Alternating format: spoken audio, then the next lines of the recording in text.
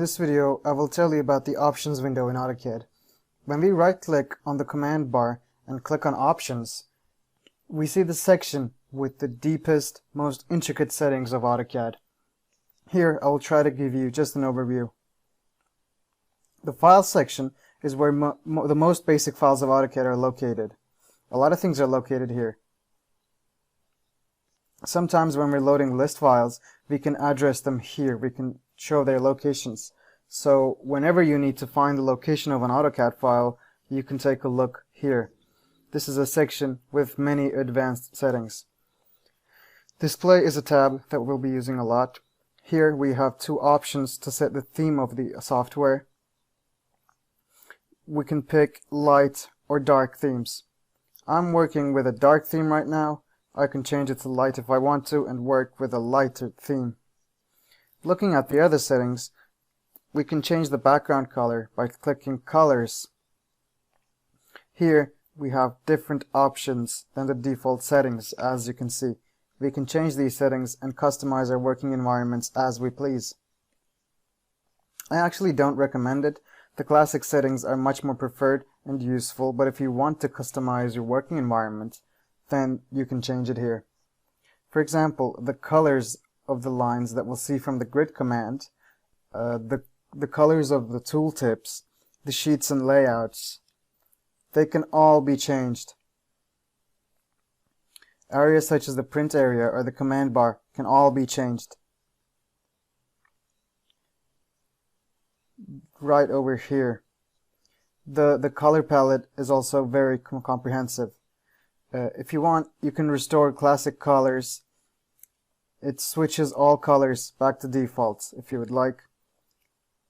All you would need to do is click the button here and it will be back to default.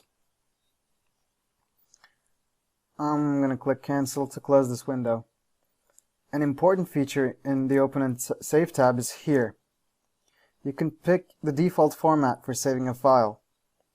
For example, if you want AutoCAD to always save in the 2018 DWG format or the 2013 format, then you can select a default setting here. The advantage of this is if there are different versions of AutoCAD in your company, the versions here can be standardized so that you can save a file in a format. All versions can open and avoid complications. The autosave function is also very important. If this is turned on, then the program will autosave every 10 minutes. As you see, the file extension is in AC and a $sign. This is how it will be saved. There is a $sign. In Plot and Publish, you can select a default printer if you would like. This allows you to always print using the same printer without further complications.